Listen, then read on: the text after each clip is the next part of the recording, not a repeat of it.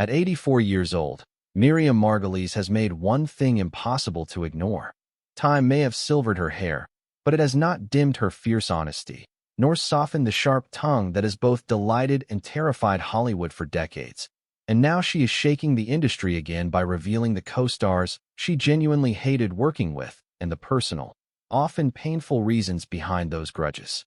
Born on May 18, 1941, in the quiet academic heart of Oxford, Miriam grew up surrounded by books, ideas, and a curious blend of cultures. Her father a passionate Scottish physician and her mother a driven and formidable woman with roots stretching across Glasgow and Liverpool, while her grandparents carried stories of Jewish migration from small Belarusian towns to the promise of a new life in England. From the earliest days at Oxford High School to her transformative years at Newnham College, Cambridge, Miriam's world expanded through performance, wit, and an unquenchable desire to express herself without filters. That raw, untamed voice first made history in 1963 when she accidentally swore on live television during the first ever broadcast of University Challenge, a moment that captured everything she would later become: blunt, bold, and unapologetically herself.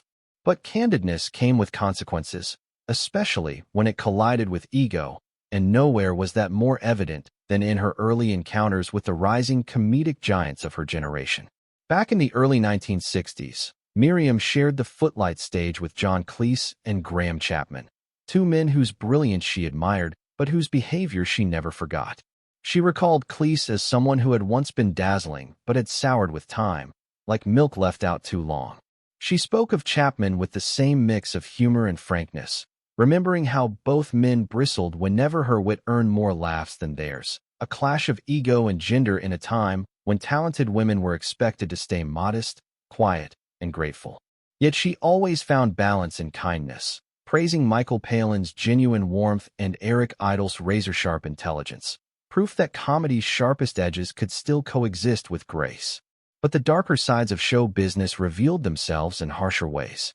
Miriam described Terry Scott, the well-known British comedian, as the nastiest person she ever worked with, a man whose off-camera behavior toward young chorus girls veered into troubling territory. She remembered his casual cruelty, his willingness to blur professional boundaries, and the humiliation he inflicted when his advances were rejected, a stark reminder of how fame once protected even the worst behavior. In contrast, she spoke lovingly of Bob Monkhouse, describing him as gentle, brilliant, and even the best male kisser she ever encountered, a small detail that revealed how deeply she valued genuine kindness in an industry built on performance and pretense. Her memories were not limited to the British stage. They traveled across the world into Hollywood's glittering and often unforgiving spotlights. One of her most chaotic and hilarious moments came while filming The Age of Innocence with Martin Scorsese, when the suffocating seriousness of Victorian etiquette pushed her to break the tension by lifting her Dickens-style blouse and flashing the entire crew, turning a silent, dour set into a stunned eruption of disbelief and laughter. But where some memories spark joy, others carry sting. During the filming of Little Shop of Horrors, Miriam found herself on the receiving end of Steve Martin's extreme physical comedy, so aggressive during their dentist scene that she walked away with a real headache and bruised pride, later describing the experience as horrid but admitting with dry humor that she had suffered for her art. She balanced that discomfort with warm praise for Steve Buscemi's soft-spoken kindness, a reminder that even in a world dominated by ego, pockets of gentleness still survived.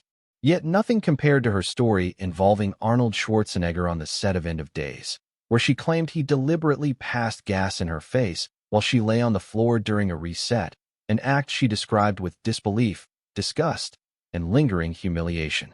For Miriam, it was more than a crude joke. It symbolized entitlement, arrogance, and the way power can warp simple decency. Her disapproval extended to his political views, which only deepened her disdain. And still, the list continued. During a 2021 appearance on The Graham Norton Show, Miriam revealed that time had done nothing to soften her opinion of Winona Ryder, recalling the cold atmosphere on the set of The Age of Innocence, and even referencing Ryder's infamous shoplifting scandal with her trademark cheeky bluntness. prompting Stephen Fry to hide his face in embarrassment as the audience erupted in laughter. Yet beneath Miriam's mischievous storytelling was something deeper, a kind of mourning for a Hollywood she felt had lost its sense of grace. Her stories flowed between irritation, admiration, disappointment, and humor, painting a portrait not only of the people she encountered but of the industry itself, with its mix of brilliance, insecurity, competition, and cruelty. Looking back on more than 60 years of performances, Margolyes has never been interested in silence or diplomacy.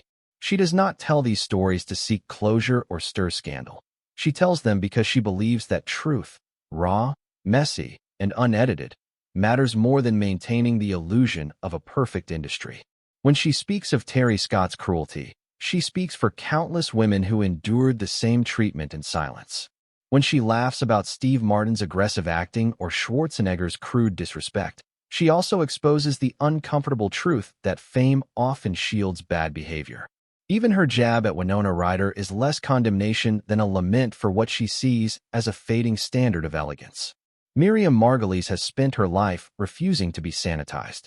She has no interest in being remembered as a polished icon, nor does she care if her honesty makes her appear rude, unladylike, or abrasive.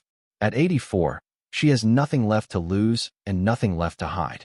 She wants to leave behind a legacy not of sweetness or carefully curated stories, but of courage. The courage to say what others won't, to reveal what others bury, and to remind the world that behind the glamorous sheen of entertainment lies a complicated, often uncomfortable truth. In the end, her so-called hatreds are not really hatreds at all. They are snapshots of a lifetime spent navigating egos, brilliance, cruelty, and occasional kindness.